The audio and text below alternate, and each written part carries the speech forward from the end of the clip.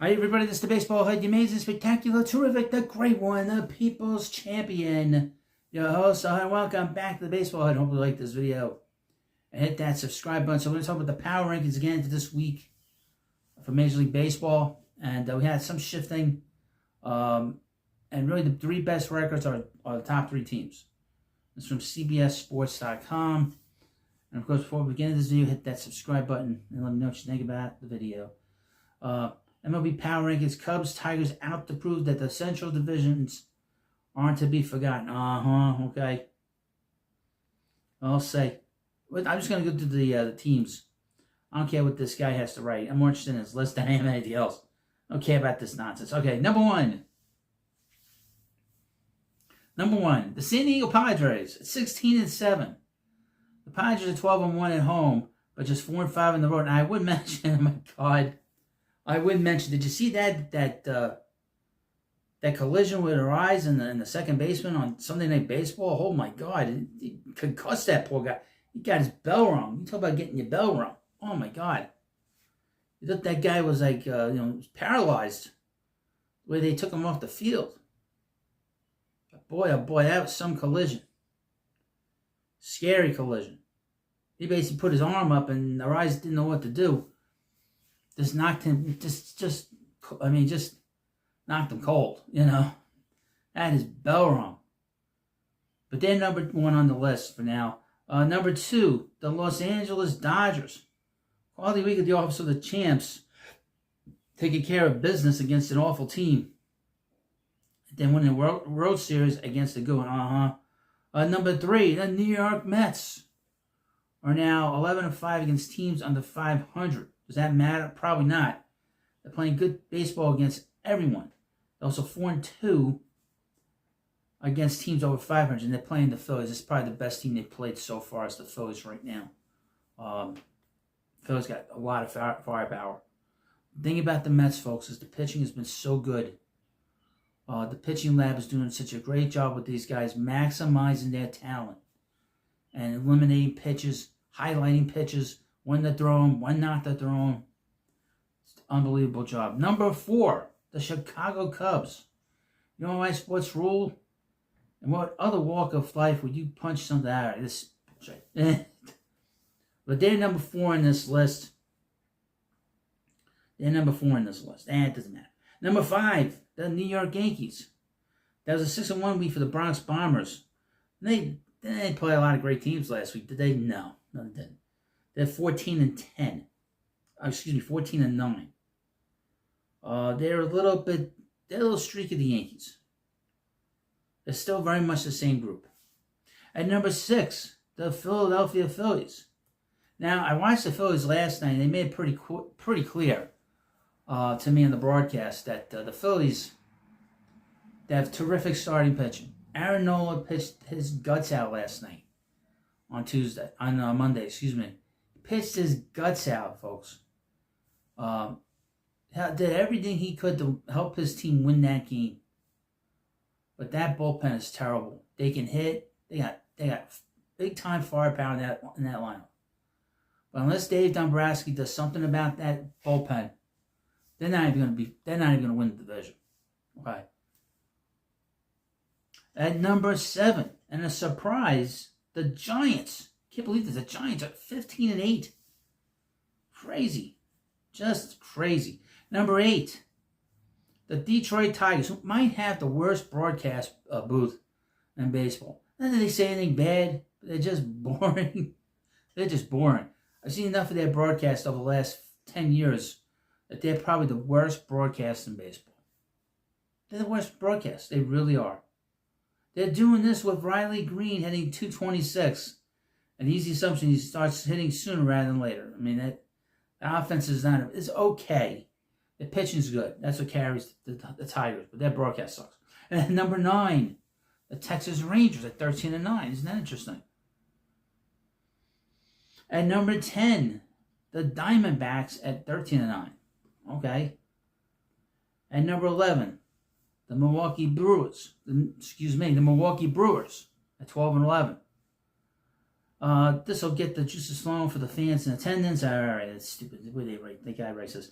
At number 12, the Mariners. They're 12-10. The batting average is going to remain low, but the Mariners find a way to win games. You know what helps. They lead the majors in stolen base. Interesting. At number 13, at 11-11, the Houston Astros. This will continue to be growing pains with Cam Smith, but you can see the immense upside in flashes such as his 2-homer game on Friday.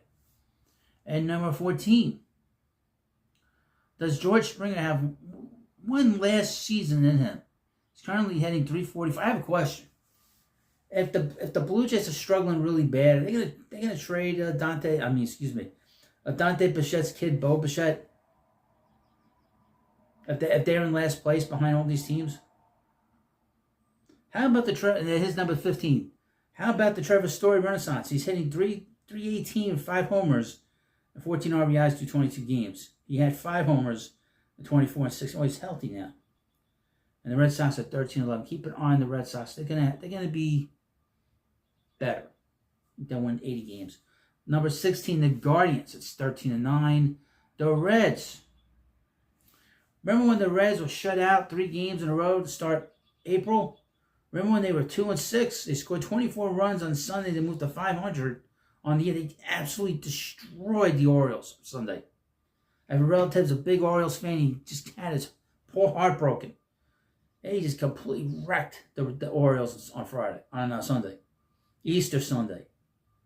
Like I said, Terry Francona is going to figure it out with that team. And Ellie De La Cruz, he's already starting to pick it up. He's going to have a monster season, an MVP-like season. They're going to be pretty good. They're going to be contending for the division with the Cubs. They really are. And the Brewers. They're going to be really tough. Because he's not going to accept losing, and they're going to accept him pushing them.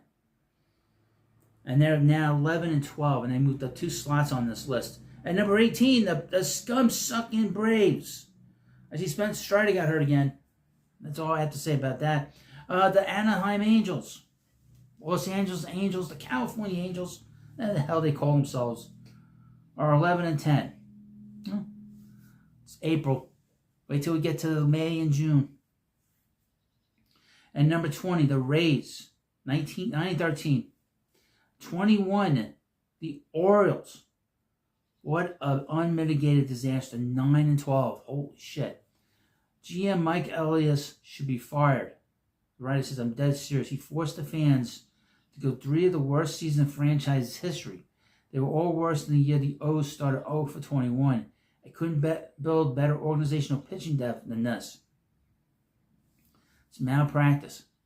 He's not even aggressive, right? Even in the offseason. And they got new ownership. The ownership says you can spend money, do whatever you got to do to win the World Series. And you got a general manager who has no pulse. I would say this, that the Orioles have not won since 1983. They've not won a pennant. They've not won a World Series since 1983. They have a great young lineup. I don't understand how this guy has put this team together. And like I said, one of my relatives is a big Orioles fan, and I don't understand it. They have great young players. They made the big trade last year for Corbin Burns. They trade Ortiz to the Brewers to get him. He's playing every day at shortstop. And how did this happen? How did this happen with the Orioles? This guy should be fired. Okay, I agree with him. He should be fired because he did a terrible job. You need somebody who's going to be more aggressive. You have a division you can win.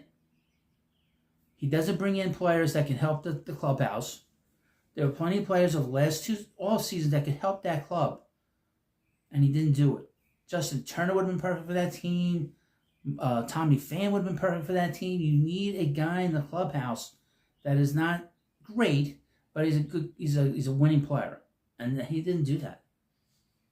At number 22, the Royals. Before Sunday's game, the Royals had lost 8 of the last 9, and I was definitely losing. They don't hit. Okay. Other than Bobby Wood Jr., they don't hit. And then 9-14. The pitch has been pretty good, but they don't hit. The Oakland, let's just say it the right way. The Philadelphia, Kansas City, here we come. Oakland, Don't call us Sacro Tomato. Las Vegas Athletics at number 23. The Vagabonds outscored the White Sox 23-4 in a 3-game sweep and get to face them again this coming week, and at 10-12. They have talent, but they're not good. You know, it's going to take them another year to really be. By the time they get to Las Vegas, they're going to be really in good shape. They compete very quickly.